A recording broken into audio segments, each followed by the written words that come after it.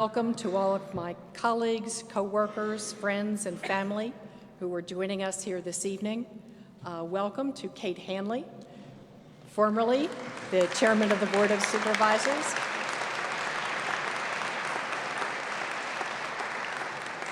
And welcome to Scott Silverthorne, the mayor of the city of Fairfax.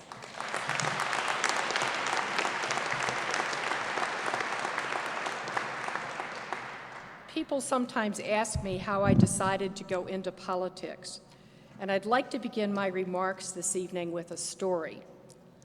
My mom was a Democrat and my dad was a Republican.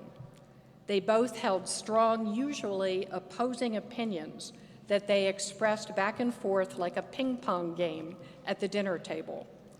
On election day, they would both march off to our local precinct in Baltimore County to cancel out each other's vote. Mom and Dad were united, however, in their enthusiasm for John F. Kennedy during the presidential election of 1960. It was the first election that got my attention, and I recall our family's excitement when we heard that our candidate was attending a fundraiser at the Pikesville Armory. My dad, my sister Mary, who is with us this evening, and I piled into our station wagon and arrived at the Armory just in time for the motorcade to arrive. Senator Kennedy and his campaign staffers got out of their car and entered a small building on the Armory grounds so that he would have a little bit of private time to go after the speech that he would give at a $1,000 a plate dinner, which was huge back then. Still is pretty huge. By this time, it was getting dark. Most of the welcoming crowd had dispersed, but a small group of us circled around the building, peeking into windows, hoping to get a glimpse of JFK. One of the screened windows opened into a brightly lit, sparsely furnished room. Much to our surprise, a door opened opposite our window, and there in the threshold stood John Kennedy.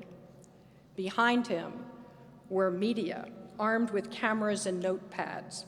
I will never forget how Mr. Kennedy smiled and greeted us at the window, then touched his hand to ours through the screen. Flashbulbs went off as he settled into a chair next to our window to go over his notes. Photos from this little encounter appeared in the next morning edition of the Baltimore Sun, and then, a week later, Life magazine. For a 12-year-old girl, this was the ultimate introduction into politics. I was hooked. I stayed up all night to watch as election numbers came dribbling in. This would be the first of many such nights. President Kennedy inspired me with his message, "Ask not what your country can do for you, ask what you can do for your country." Years later, I followed his advice by volunteering for my neighborhood civic association in Kings Park West. I was perfectly content working behind the scenes as a cartoonist for the newsletter. I'm still kind of secretly a cartoonist, as well as a neighborhood watch volunteer. I had zero interest in a leadership position until I was coaxed into the role of vice president, which I accepted only because I was assured that the vice president would never have anything to do. As luck would have it, on the very day our little slate was sworn in, our new president let me know that he had just gotten orders and was moving to Korea within the month, and I would be the acting president. My life flashed before my eyes, and I thought that this was the worst thing that had ever happened to me. Growing up, I was a shy kid. I thought the only thing scarier than dying was public speaking. To make a long story short, I accepted the challenge, which put me on the path for local government. And here we are today. Ultimately, I am here, and all of us are here, because at some point we became involved in our community. Somewhere down the line, all of us had a moment where we said, yes, I'd like to help. Yes, I will take this project on. Yes, I can do that. One of the greatest rewards of local government and service at the community level is achieving tangible results. At the local level, ribbon cuttings and project celebrations begin with an idea. As public servants, we work with the community to turn ideas into real change that directly impact our daily lives. While we come from different political parties, there's no such thing as a Democrat storm drain or a Republican turf field. Basic things we may take for granted, like clean parks, helpful libraries, affordable rec centers, stormwater management to prevent homes and offices from flooding, and being the safest jurisdiction of our size in the nation, are the services we expect and rely upon from local government. That's what we're all about, ensuring tax dollars are spent responsibly in a way that invests in the priorities of the community as a whole. And so, as this new board is sworn into office, let's take just a moment to review some of these priorities. One of the top priorities for all localities in our area is transportation. This truly is a regional issue. Gridlock doesn't stop at the county line. A traffic jam in Arlington can cause a ripple effect all the way to Prince William County. I-66 in particular has become a highway that simply doesn't work. Fairfax County has been working closely with state officials and with our community to find solutions to a problem that can no longer be ignored. Improving I-66 inside and outside the Beltway will be an important issue for our new board in 2016. The opening of Phase 1 of the Silver Line has helped take cars off the road, surpassing first-year ridership estimates by over 1,000 travelers a day. Phase 2 of the Silver Line is scheduled to be completed in 2019. Working with our federal representatives and colleagues, Loudoun County and Fairfax County received the largest TIFIA loan ever issued by the federal government. This loan will help make this transformative regional project happen, and this new board will see it through to the finish line. Investments in major transit projects yield economic benefits in addition to transportation benefits. Since the Tysons Plan was adopted, Fairfax County has approved 31 million square feet of new development for the Tysons area. This is predicted to bring in 48,000 new jobs. Property values around the Silver Line are also increasing substantially. Areas like Reston and Merrifield have attracted corporate headquarters such as Northrop Grumman, General Dynamics, Capital One, and Intelsat. Fairfax County has more Fortune 500 companies than 30 states. Exciting revitalization projects and opportunities are taking place in the Richmond Highway corridor, in Springfield, and in Lorton. Our board is also committed to ensuring that our policies and our processes encourage businesses to come here, to stay here, and to grow here.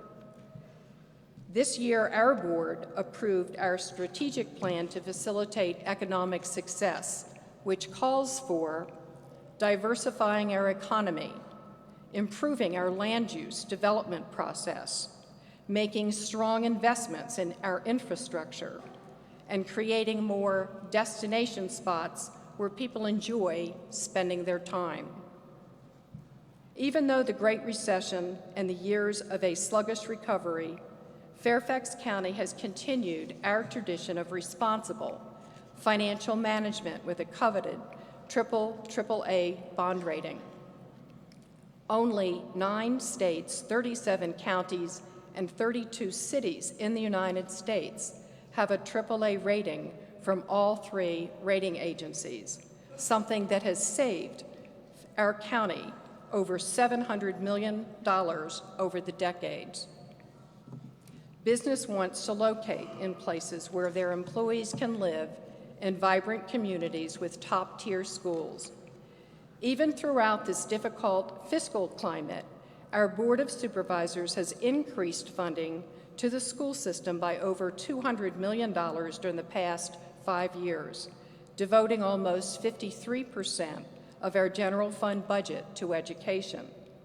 To offset state reductions during the past years, Fairfax County has consistently increased our local share of school funding in order to maintain the excellence our community expects. Just 4 days ago, I chaired a gathering of mayors and chairs, school superintendents, and chamber representatives from throughout Virginia to address the inadequacy of state K-12 education funding in the Commonwealth. This is a priority for us, and it is a priority for Governor Terry McAuliffe.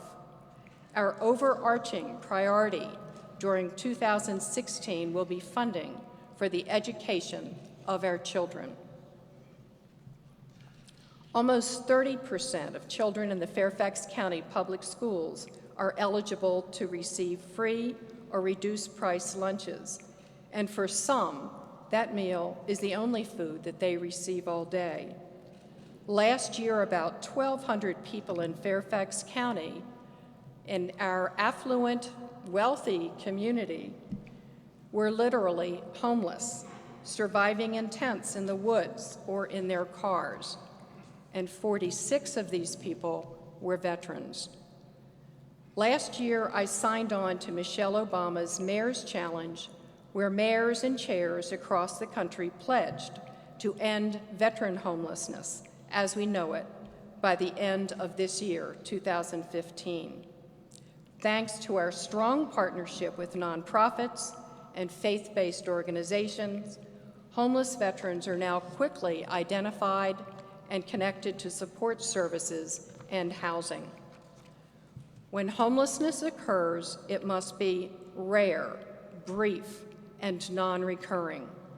Our new board will continue to lead in this effort to ensure our progress to end homelessness in Fairfax County by 2018, and that we stay on target to do this.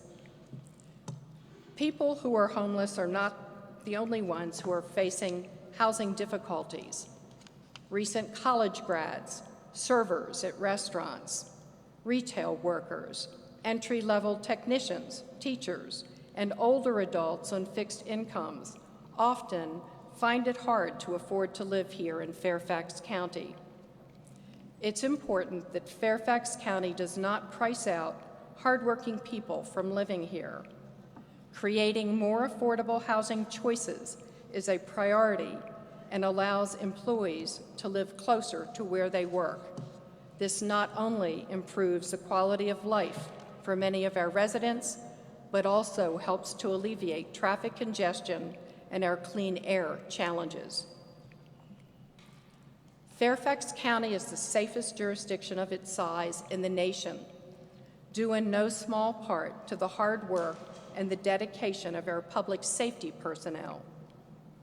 We had a wonderful opportunity to showcase our impressive public safety capabilities at this year's World Police and Fire Games. To build on and enhance what is already a great police department, I convened an ad hoc police practices review commission this year. Recommendations from the commission centered on use of force, mental health, communications, oversight, and recruitment. Recommended changes will help foster our culture of public trust and ensure the fair in the timely resolution of police-involved incidents. Our new Board of Supervisors is tasked with following through on the Commission's recommendations. Another element of public safety will be addressing the treatment of people suffering from mental illness who become involved with law enforcement. Fairfax County needs to focus on diverting nonviolent offenders suffering from mental illness into treatment instead of incarceration. Diversion first will help individuals with mental illness get the help they need. Our new board looks forward to seeing this initiative through.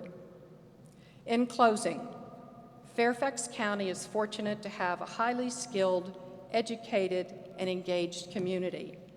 It's important that our community has a seat at the table when important decisions are being made and when clouds on the horizon are being addressed.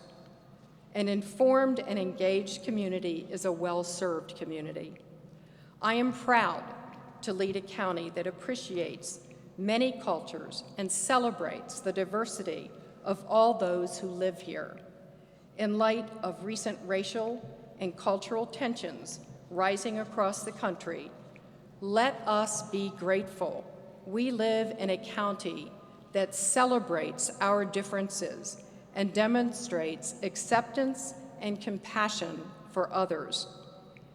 These simple values set Fairfax County apart as a fantastic place to live, to work, to play, and to raise a family.